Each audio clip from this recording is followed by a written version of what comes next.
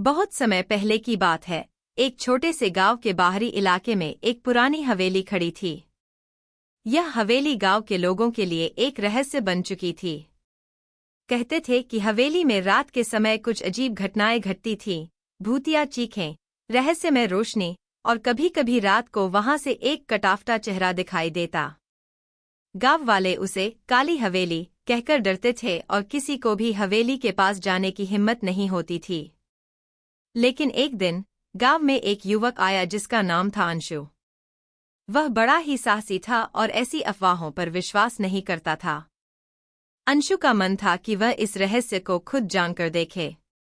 उसने यह ठान लिया कि वह हवेली में जरूर जाएगा और उसका सत्य पता लगाएगा। अंशु ने एक शाम गांव के बुजुर्गों से हवेली के बारे में सुना। एक बुजुर्ग महिला, जो काफी उम्रदराज थी, उसने उसे चेतावनी दी, तुम अगर उस हवेली में गए तो तुम्हारी जिंदगी कभी वही नहीं रहेगी। वह जगह एक खतरनाक शाप से भरी हुई है।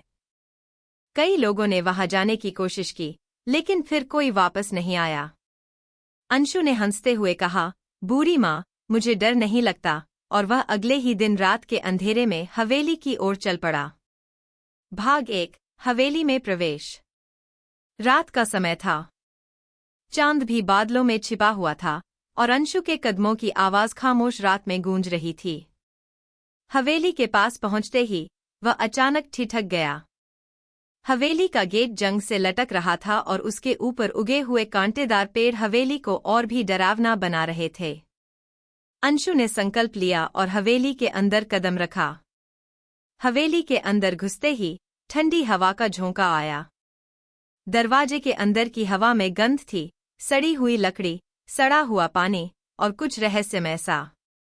अंशु के अंदर घबराहट का कोई लक्षण नहीं था। वह धीरे धीरे अंदर बढ़ता गया। हर कदम पर दीवारों से गिरी हुई धूल उसके पैरों के नीचे बिखर जाती थी। हवेली के अंदर का माहौल बहुत अजीब था, जैसे यहाँ सदियों से कोई नहीं आया हो। अचानक अंशु को एक खड़खड़ाहट सुनाई दी। यह आवाज दरवाजे से आ रही थी। अंशु ने पीछे मुड़कर देखा, लेकिन कुछ नहीं था। फिर उसने दिल में हिम्मत भरकर एक पुरानी सी सीढ़ी चढ़नी शुरू की। सीढ़ियों के ऊपर जाले लगे हुए थे और हर कदम पर उनकी आवाज गूंज रही थी।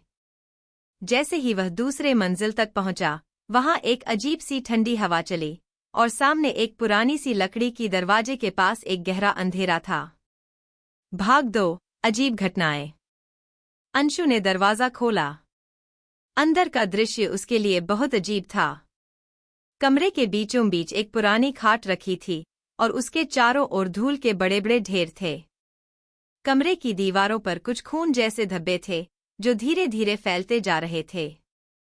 एक अजीब सी आवाज कानों में आई, जैसे कोई धीरे धीरे सांस ले रहा हो।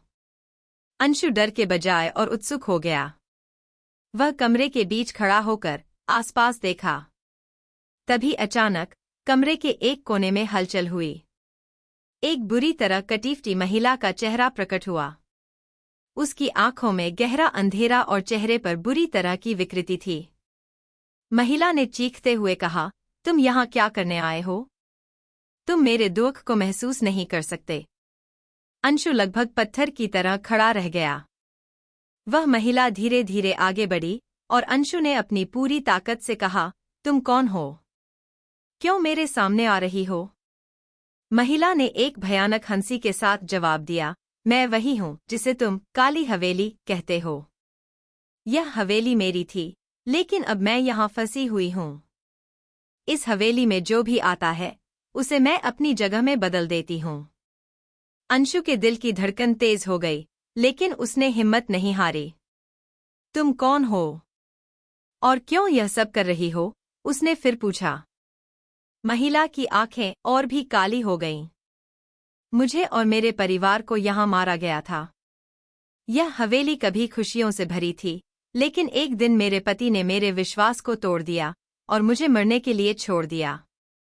तब से मेरी आत्मा इस हवेली में फंसी हुई है और अब मैं सबको यहीं रोक लेती हूँ। भाग 3, आत्मा की मुक्ति।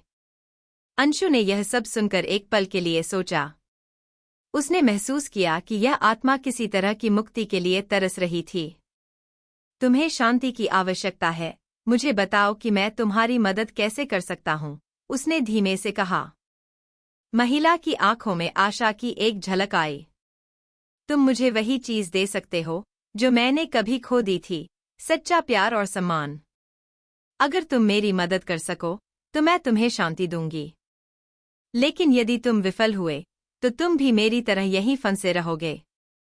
अंशु ने गहरी सांस ली और कहा, मैं तुम्हारे साथ हूं, मुझे बताओ तुम्हें क्या करना होगा। महिला ने धीरे से एक पुराना कागज सामने किया। यह मेरे पति द्वारा लिखा गया अंतिम पत्र है। इसे हवेली के तहखाने में जलाकर मेरे आत्मा को शांति मिलेगी। अंशु बिना देर किए हवेली के तहखाने की ओर बढ़ा। तहखाने में जाने पर वहां की दीवारें पूरी तरह सड़ी हुई थीं और एक पुरानी लकड़ी की संदूक रखी थी। अंशु ने संदूक को खोला और अंदर वही कागज था। उसने उसे जलाने के लिए माचिस निकाली और कागज को आग में डाल दिया। जैसे ही कागज जलकर राख हुआ, हवेली में एक भयंकर हलचल हुई और कमरे का तापमान घटने लगा। भाग 4, शांति की प्राप्ति। अचानक हवेली के अंदर सब कुछ शांत हो गया। महिला का रूप फिर से प्रकट हुआ, लेकिन अब उसकी आंखों में शांति थी।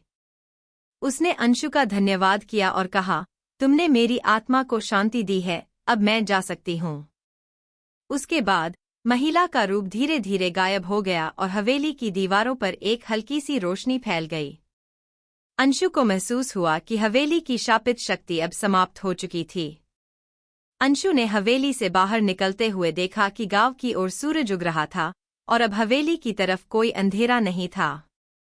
हवेली अब उस भूतिया रहस्य से मुक्त हो चुकी थी और अंशु ने यह तय किया कि वह कभी भी इस रहस्य को सबको बताने नहीं जाएगा, क्योंकि कभी-कभी किसी रहस्य का पता लगाना न केवल अपनी सुरक्षा के लिए बल्कि दूसरों की भलाई के लिए भी जरूरी होता है।